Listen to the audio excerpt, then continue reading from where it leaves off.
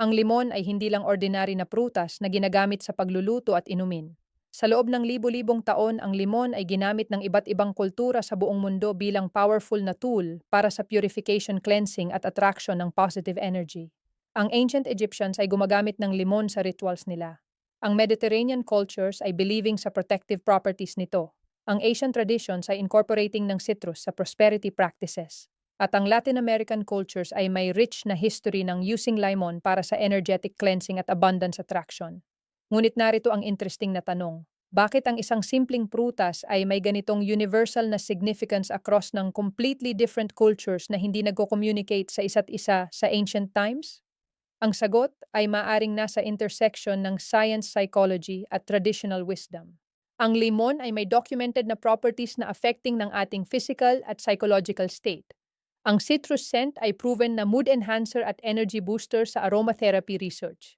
Ang yellow color ay psychologically associated with optimism, clarity at positive energy. Ang acidic nature ay traditionally seen as cutting through negativity at stagnation. Ang fresh na quality ay representing ng new beginnings at cleansing. Kapag combining ng physical properties, psychological effects at intentional practice, ang result ay powerful na ritual na maaaring genuinely affecting ng iyong mindset behavior. At ultimately, ang iyong outcomes kasama na ang financial outcomes. Maligayang pagdating sa Inner Mind Espanyol. Ako ang iyong gabay sa transformative na practice na ito kung saan i-share ko sa iyo ang 3-day limon ritual na ginagawa ng maraming tao around the world para i-shift ang financial energy nila. I-explain ko ang step-by-step process, ang reasoning sa likod ng bawat element at ang practical na expectations na dapat mong maintindihan. Bago tayo mag-proceed, importante na i-establish ang proper context. Ang ritual na ito ay practice na combining ng mindfulness, intention setting at sensory engagement.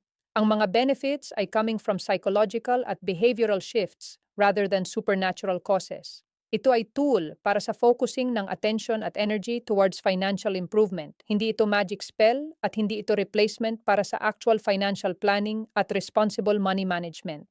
Ang ritual ay catalyst para sa internal transformation na maaaring leading sa external changes through improved mindset at behavior.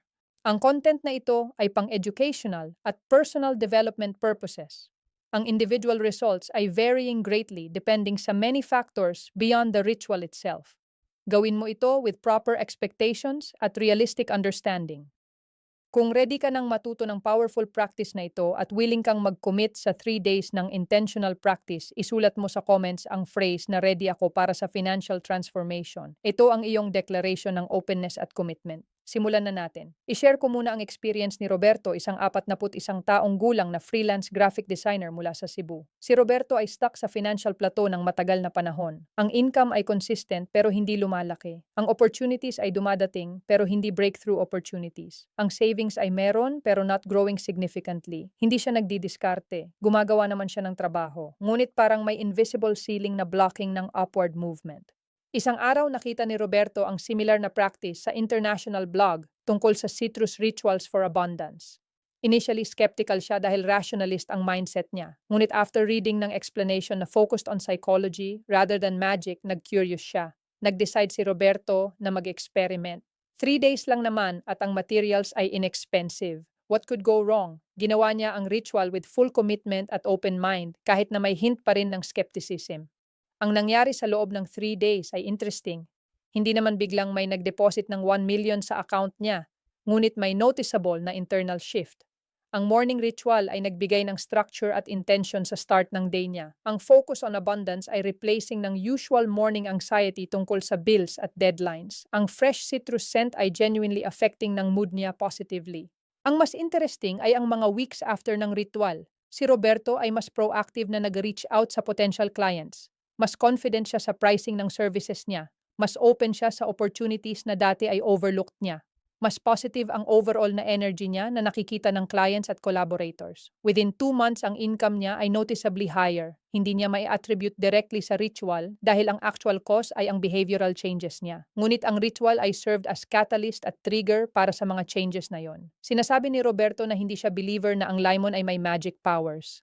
Ngunit believer siya na ang intentional practice na involving all senses ay powerful na way para i-reprogram ang mindset. At ang mindset shift ay leading ng behavioral shift na leading ng result shift. Ito ang gusto kong i-share sa iyo. Hindi lang ang ritual itself kundi ang understanding kung bakit at paano ito gumagana. Ang Limon ritual na ito ay 3-day practice na involving ng morning at evening sessions. Ang bawat element ay may specific na purpose at psychological rationale. I-explain ko muna ang materials at preparation bago ang actual steps. Para sa materials, kakailanganin mo ang 3 fresh na limon na preferably organic o at least thoroughly washed. Kakailanganin mo rin ng maliit na plato or saucer na white o light colored. Kailangan mo ng maliit na halaga ng asin na regular table salt ay okay. Kailangan mo ng isang baso ng tubig at kailangan mo ng komportable na lugar kung saan maaari kang mag-sit quietly ng ilang minuto na hindi madi-disturb. Ang optional pero helpful na materials ay isang maliit na notebook para sa journaling ng thoughts at realizations at isang kurot ng sugar o honey na i-explain ko later kung para saan. Ang timing ng ritual ay ideally starting ng Monday or Thursday morning ayon sa traditional practices, ngunit honestly ang pinaka-important ay ang iyong commitment at consistency. Kung today ay Wednesday at ready ka na ngayon, go ahead at simulan mo today. Bago mo gawin ang ritual, siguraduhin na ang intentions mo ay clear. Ano exactly ang gusto mong mangyari financially? Mas malaki na income? Bagong opportunity? Better management ng pera? Debt freedom? Clarity sa financial goals? I-define mo ito before starting dahil ang ritual ay most effective kapag may specific focus. Ngayon ay ipapaliwanag ko ang detailed steps para sa day 1. Ang day 1 ay focused on cleansing at clearing. Ang metaphor ay paglilinis ng space para makapasok ang abundance. Sa umaga ng day 1, gumising ng mas maaga ng kahit 15 minutes kaysa sa usual mo. Bago gumawa ng kahit ano iba, mag-wash ng muka at hands with cool water. Ito ay symbolizing ng paghahanda para sa new practice. Kumuha ng isang limon at hawakan mo ito sa iyong 2 kamay. Feel ang texture ng balat nito. Observe ang color. Notice ang subtle na citrus scent kahit hindi pa nabubukas. Ang lemon ay representing ng clarity at cutting through ng negativity. Habang holding ang lemon, close your eyes at take ng 3 deep breaths. Sa bawat exhale, imagine na ang lahat ng financial worries, anxiety at negative thoughts tungkol sa money ay lumalabas sa iyong sistema. Ang lemon sa iyong kamay ay absorbing ng lahat ng ito. After ng breathing, kunin ang maliit na plato at lagyan ng pinch of salt sa gitna. Slice ang lemon in half at ilagay ang isang half sa ibabaw ng salt na ang cut side ay facing up. Ang salt ay traditionally used for purification at protection. Ang combination ng salt at limon ay powerful cleansing symbol. Habang inilalagay ang limon, sabihin mo out loud o internally ang iyong intention para sa cleansing. Example ay nilinis ko ang aking financial energy ngayon. Inilalabas ko ang lahat ng blocks, fears at negative patterns na humahadlang sa aking prosperity. Handa na akong tumanggap ng abundance. Sabihin mo ito with conviction. Ang speaking ng intentions ay powerful dahil engaging both hearing at speaking senses. Ilagay ang plato with lemon at salt sa location na makikita mo throughout the day. Ideally, sa iyong workspace o sa lugar kung saan ka madalas magstay. Every time na makita mo ang limon throughout day 1, ito ay serving as visual reminder ng iyong cleansing intention. Sa gabi ng day 1, bago matulog, bumalik sa limon ritual. Hawakan ulit ang remaining half ng same limon. Reflect sa araw na lumipas. May moments ba ng financial anxiety? May negative thoughts tungkol sa money? Imaginatively place ang lahat ng ito sa limon half na hawak mo. Kumuha ng maliit na papel at write down ang 3 financial blocks o fears na gusto mong i-release. Halimbawa ay takot na hindi kaya ang bills anxiety tungkol sa future at pattern ng overspending. Be honest at specific. I-fold ang papel at ilagay sa ilalim ng plato kung saan ang first lemon half ay nandoon. Ito ay symbolizing ng putting these blocks below at releasing them. Take 3 deep breaths at consciously let go ng attachment sa mga fears na ito. Before sleeping, drink ng glass ng water at set ng intention para sa restful at restorative na sleep. Ang water ay cleansing ang inside mo, while ang lemon ritual ay cleansing ng external energy. Ito ay completing ang day 1. Ang focus ay cleansing at releasing. Ngayon ang day 2 ay focused on inviting at opening. After ng cleansing ng day 1, ang space ay ready na para sa positive energy at abundance. Sa umaga ng day 2, kumuha ng panibagong limon na ang second limon ito. Before anything else, express gratitude para sa new day. Ang gratitude ay one of the most powerful abundance practices na documented extensively sa positive psychology research. Hawakan ang second limon. At this time, ang focus ay different. Instead of imagining na absorbing negativity, imagine na ang limon ay glowing with positive abundant energy. Ang yellow color ay associated with gold prosperity at sunshine. Visualize ang limon as symbol of abundance na incoming. Kumuha ng maliit na kurot ng sugar o honey at sprinkle o drizzle sa ibabaw ng fresh lemon half. Ang sweetness ay representing ng sweetness ng life, ang rewards ng work, at ang pleasant na experiences na coming with financial abundance. Ito ay intentionally adding ng positive element after ng cleansing ng day 1. Habang adding ng sweetness, speak ang iyong specific financial intentions out loud. Be specific. Instead of gusto ko ng maraming pera, sabihin mo ang specific goal. Halimbawa ay nag-iimbita ako ng 2 bagong clients ngayong buwan, o tinatanggap ko ang opportunity para sa promotion, o may 10,000 na dagdag sa savings ko sa katapusan ng buwan.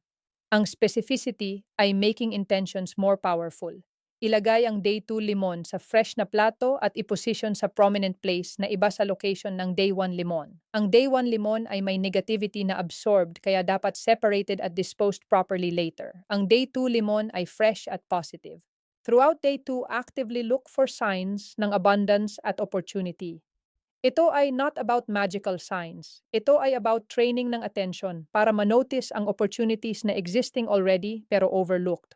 Ang research sa attention at perception ay showing na ang ating beliefs at focus ay determining ng kung ano ang ating nakikita.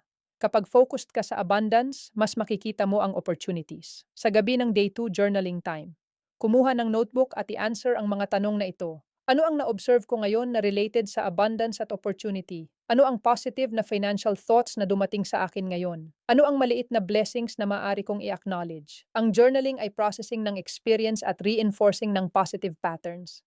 Before sleeping, hawakan ang day 2 lemon, briefly at express thanks para sa abundance na existing na sa iyong buhay at para sa abundance na paparating.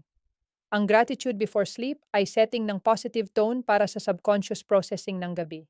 Ngayon, ang day 3 ay focused on activation at commitment. Ito ay ang culmination kung saan ang cleansing at inviting ay becoming concrete action. Sa umaga ng day 3, kumuha ng pangatlo at final na limon. This limon ay special dahil ito ang activation limon. Hawakan mo ito at feel ng sense of completion. 3 days ng intentional practice na building towards this moment. Gumawa ng lemon water sa pamamagitan ng pag-squeeze ng half ng day 3 limon sa isang baso ng water. Ang internal consumption ng limon ay completing ng circle. Ang day 1 ay external cleansing. Ang day 2 ay inviting abundance. Ang day 3 ay internalizing at embodying. Before drinking ng lemon water, speak ng iyong commitment out loud. This is not just intention anymore. This is commitment to action. Halimbawa ay, committed ako na mag-send ng 3 proposals ngayong linggo, o committed ako na i-save ang 20% ng susunod na sweldo, o committed ako na mag-aral ng new skill para sa income growth. Ang commitment ay dapat may concrete action na attached. Drink ang lemon water slowly at intentionally. With each sip, imagine na ang commitment ay being absorbed ng iyong entire system. Ang citrus ay literally entering your body. Symbolically, ang abundance energy ay becoming part of you. Ang remaining half ng day 3 lemon ay islice mo into smaller pieces at i-dispose sa running water ng faucet o drain. Habang ginagawa ito, speak ang release statement. Example ay, pinakakawalan ko ang lahat ng obstacles. Dumadaloy ang abundance sa aking buhay na walang hadlang. Ang running water ay representing ng continuous flow at ang disposal ay completing ng ritual cycle. After ng ritual proper, ang most important part ay ang action planning. Kumuha ng papel at write down ang 3 concrete actions na gagawin mo within the next 7 days na aligned sa iyong financial intentions. Ang ritual ay powerful pero ang action ay kung saan ang real transformation happens. Ang mga actions ay dapat specific, measurable at achievable within 1 week. Hindi dapat vague tulad ng I will work harder. Dapat concrete tulad ng I will send proposals to 5 new clients by Friday o I will create new portfolio website by Sunday. Post ang action list sa visible location. Ito ay replacing ng lemon ritual space with action commitment space. Ang transition ay from ritual to real-world implementation. Ngayon ay i-share ko ang deeper explanation kung bakit ang ritual na ito ay effective based on psychology at neuroscience. Ang first mechanism ay ang multisensory engagement. Ang effective rituals ay engaging ng multiple senses simultaneously. Ang lemon ritual ay engaging ng sight through the yellow color at visual placement. Engaging ng touch through holding at slicing. Engaging ng smell through the powerful citrus scent. Engaging ng taste through the lemon water. At engaging ng hearing through speaking intentions out loud. Ang multisensory experience ay creating ng stronger memory at deeper psychological impression kaysa sa purely mental exercise. Ang research sa learning at memory ay showing na ang multisensory experiences ay processed more deeply at retained more strongly. Ang ritual ay essentially creating ng powerful memory at association na linking lemon citrus scent at abundance intention. Ang second mechanism ay ang structured intention setting. Ang ritual ay providing ng structure para sa intention setting na often missing sa casual goal setting. Ang 3-day format ay creating ng beginning, middle at end. Ang specific steps ay ensuring na talagang ginagawa ang practice rather than just thinking about it. Ang physical materials ay making abstract intentions concrete. Ang research sa goal achievement ay showing na ang concrete structured approach ay significantly more effective kaysa vague mental intentions. Ang ritual ay providing ng structure na making intentions more likely to translate into action. Ang third mechanism ay ang psychological priming. Ang continuous exposure sa limon throughout the 3 days ay creating ng psychological prime para sa abundance awareness. Every time na nakikita mo ang limon throughout the day, ang brain mo ay being reminded ng abundance intention. Ito ay shifting ng attention at focus towards opportunity at prosperity. Ang psychological priming ay well-documented na phenomenon kung saan ang exposure sa certain stimuli ay affecting ng subsequent thoughts at behaviors. After ng 3 days ng lemon ritual, ang mere sight o smell ng citrus ay maaaring triggering ng abundance mindset na na-establish during the ritual. Ang fourth mechanism ay ang commitment at consistency principle. Ang psychology research ni Robert Cialdini at iba pa ay showing na ang tao ay strongly motivated na be consistent with their stated commitments. Kapag publicly or explicitly stated mo ang financial intentions at commitments sa ritual, ang internal pressure ay created para i-follow through. Ang 3-day duration ay also important. Ito ay long enough para ma-establish ng pattern pero short enough para ma-complete without losing momentum. Ang completion ng 3 days ay creating ng sense of accomplishment na motivating ng continued action. Ang fifth mechanism ay ang temporal landmark effect. Ang starting ng special ritual ay creating ng psychological marker na ang researchers ay calling na temporal landmark. Similar sa New Year resolutions at birthday goals, ang ritual ay creating ng sense of fresh start at new chapter. Ang research ay showing na ang tao ay more likely to initiate positive changes during perceived fresh starts. Ang ritual ay artificially creating ng fresh start moment na empowering ng change.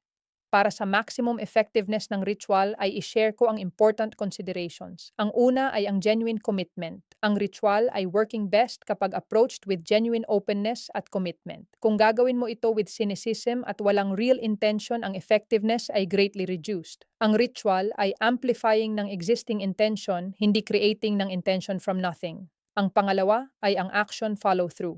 Ang ritual ay catalyst, hindi destination. Kung gagawin mo ang 3 days pero walang follow-through action, ang effects ay fading quickly. Ang real transformation ay happening through actions na triggered ng ritual. Ang pangatlo ay ang reasonable expectations. Ang ritual ay not creating ng instant million pesos. Ang realistic outcomes ay improved mindset, increased awareness ng opportunities, better financial decisions at gradual positive momentum. Kung ang expectation ay unrealistic, ang disappointment ay destroying ng any positive effects. Ang pang-apat ay ang personal adaptation. Feel free na i-adapt ang ritual based on personal preferences at circumstances.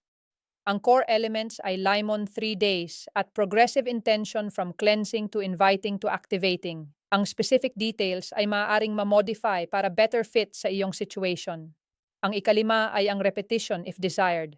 Maraming practitioners ay repeating ang ritual monthly o quarterly. Ang repetition ay reinforcing ng abundance mindset at providing ng regular na reset at refocus. I-share ko ang common mistakes na dapat ma-avoid.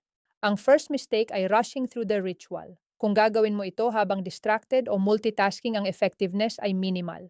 Dedicate ng proper time at attention. Ang second mistake ay skipping days. Ang 3-day continuity ay important para sa building ng momentum. Kung may missed day, it's better to restart kaysa skip. Ang third mistake ay vague intentions. Ang unspecific na gusto ko ng pera ay much less effective kaysa specific at measurable na intentions. Ang fourth mistake ay expecting instant results. Ang transformation ay process, hindi event. Ang ritual ay starting ng process at not completing it instantly. Ang fifth mistake ay doing ritual but not changing behavior. Kung after ng ritual ang spending habits at financial decisions ay exactly the same, walang ritual na makakatulong. Si Roberto na binanggit ko kanina ay continuing ng personal practice niya ng quarterly lemon ritual.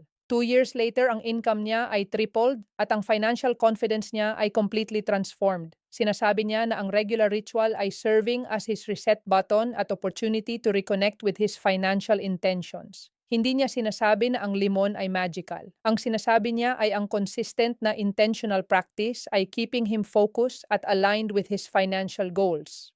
Ang ritual ay his personal practice for maintaining ng abundance mindset. Kung pipiliin mong gawin ang ritual na ito, approach it with respect, openness at commitment. Ang 3 days ng focused practice ay small investment ng time na maaaring leading ng significant shifts in awareness at behavior. Ang beauty ng ritual na ito ay ang simplicity at accessibility. Ang lemon ay inexpensive at available everywhere. Ang time requirement ay minimal na mga 15 to 20 minutes per session. Ang physical space requirement ay maliit. Anyone regardless of financial situation ay kayang gawin ito. At kahit na hindi ka fully believing sa energetic aspects, ang psychological benefits ng structured intention setting at mindfulness practice ay well documented at valuable regardless. Kung ang video na ito ng Inner Mind Espanyol ay nagbigay sa iyo ng valuable practice at deeper understanding ng ritual psychology, hinihiling ko na ilike mo ito at ishare sa mga kaibigan at kapamilya na open sa abundance practices. Mag-subscribe sa channel at i-click ang notification bell para ma-notify sa mga susunod na videos tungkol sa prosperity practices at personal transformation. Sa comment section, i-share mo kung kailan mo planong simulan ang iyong 3-day ritual at kung ano ang iyong specific financial intention. Ang public declaration ay actually part ng commitment process na strengthening ng effectiveness. Salamat sa pagbibigay ng oras at attention mo sa Inner Mind Espanyol ngayong araw. Nawa ang abundance at prosperity ay dumadaloy sa iyong buhay na walang hadlang. Hanggang sa muli at magkita tayo sa susunod na video.